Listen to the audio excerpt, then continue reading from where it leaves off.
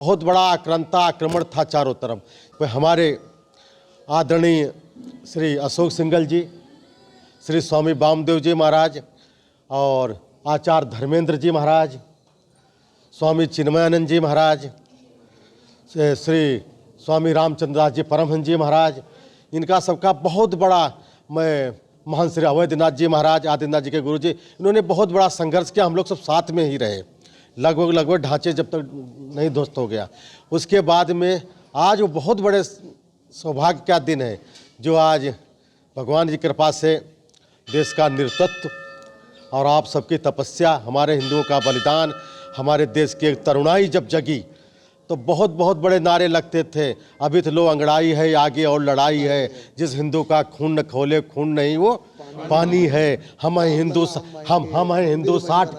हम हैं हिंदू 60 करोड़ उस समय 60 करोड़ ही होंगे। हम हैं हिंदू 60 करोड़ ताला देंगे तोड़ मरोड़। तो हम लोग लगातार नारे लगाते रहते थे और चारों तरफ पूरे उत्तर प्रदेश में, पूरे देश में घूम घूम करके हम लोग जाते थे और लगातार, और बड़ा ही संघर्ष और बड़े संत महात्माओं का उसमें मतलब एक तरह से यातनाएं दी गई और हिंदुओं को भी दी गई।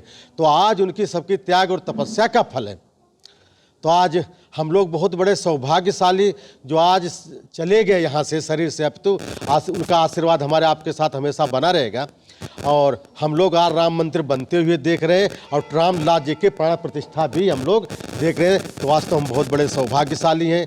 और श्री राम जन्मभूमि ही नहीं, अभी तो श्री कृष्ण जन्मभूमि है, काशी विश्वनाथ जी भी हैं। तो धीरे धीरे हम लोग आगे की प्रक्रिया तरफ बढ़ रहे हैं।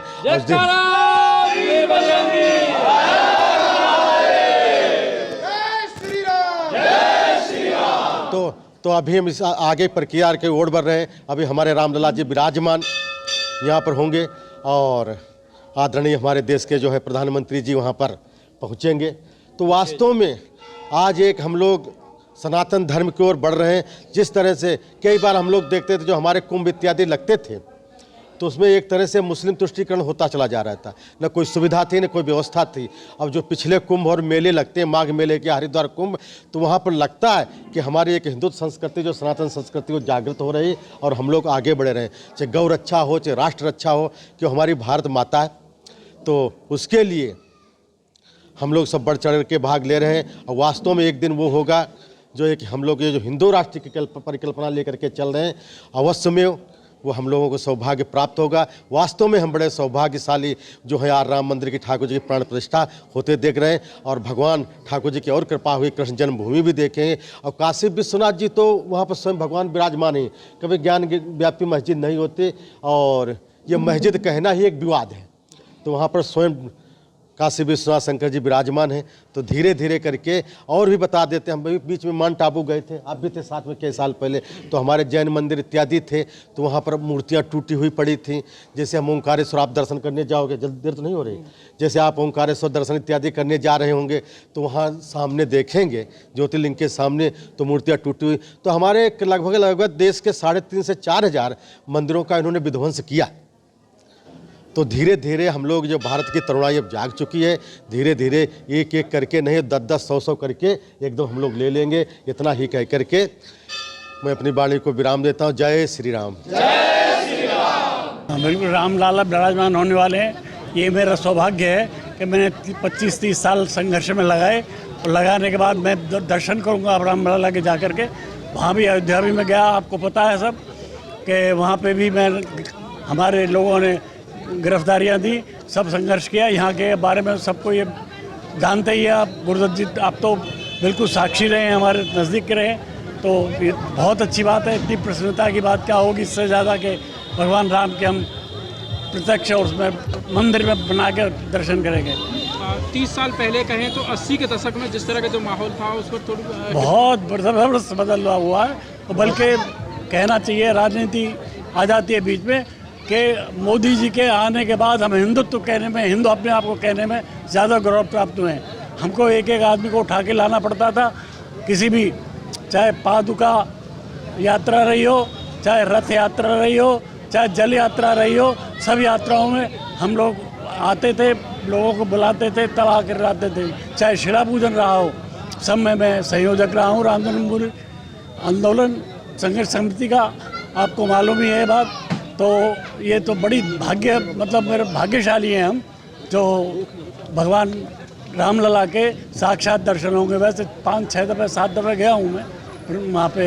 ये तो हमारा बहुत सौभाग्य है कि हम भगवान राम के साक्षात उनका जो बन रहा है मंदिर, उसमें भव्य मंदिर में हम दर्शन करेंगे। और ये मेरा सौभाग्य रहा है कि मैं उस 6 तारीख के दिसंबर का साक्षी हूँ, प्रत्यक्ष।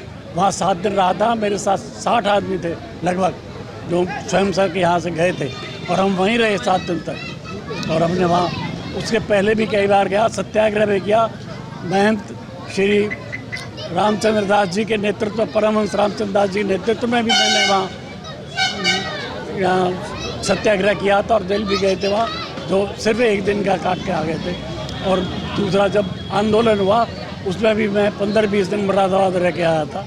तो सबने संघर्ष में किया है। सब लोग यहाँ के जो हम मेरे साथ के हैं कम से कम, या जो मेरे से दूसरी पीढ़ी के लोग हैं, सब जानते हैं, सबको पता है। तो ये तो हमें बहुत ही आनंद है, बहुत ही प्रसन्नता की बात है कि आज ये प्रोग्राम आज भी हो रहा है। अक्षत वहाँ से आए हैं, पूजित हुए हैं, ये बहुत ही मेरे सौभाग्य की बात है। मैं बहुत अपने को सौभाग्यशाली मानता हूँ। भगवान राम के अब साक्षात दर्शन करने में जाऊँगा 22 के बाद, जब वहाँ का रामलला का प्राकोटोत्सव हो जाएगा, उसके बाद मैं जाऊँगा।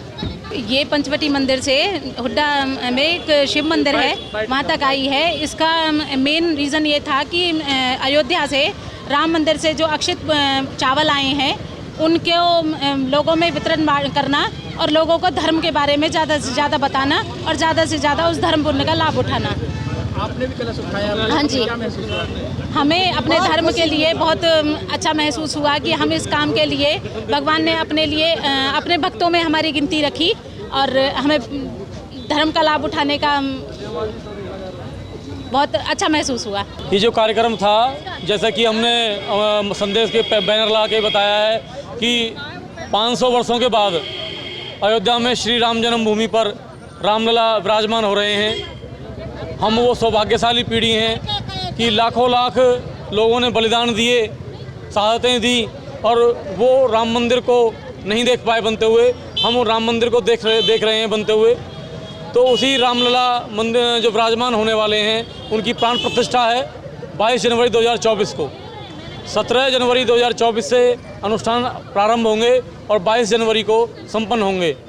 और देश के यशस्वी प्रधानमंत्री उसमें मुख्य यजमान रहने वाले हैं। तो उसी के निमित्त अयोध्या जी से पूजित अक्षत पलवल की धरती पर भी आए। जिस प्रकार संपूर्ण भारतवर्ष के प्रत्येक गांव में, प्रत्येक घर तक वो निमंत्रण के अक्षत पहुंचाए जाएंगे।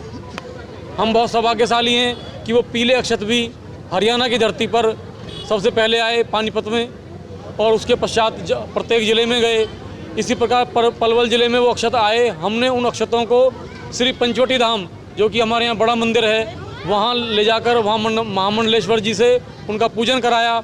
और माता बहनें भारी मात्रा में संख्या में वहाँ से, और भाई बहन सभी लोग हम एक यात्रा के रूप में, शोभा यात्रा के रूप में हाउसिंग बोर्ड के सामने शिव मंदिर है, वहाँ पर उन अक्षतों को लेकर आए हैं, उनको स्थापित किया है। और अब आगामी जो योजना है उसके अनुसार हम उनको प्रत्येक गांव के प्रत्येक घर तक पहुंचाएंगे। और सब जितने भी हमारे सामाजिक और धार्मिक संगठन हैं उनको साथ लेकर, समाज के जो व्यक्ति गणमान्य व्यक्ति हैं उनको भी साथ लेंगे, आमजन को भी साथ लेंगे।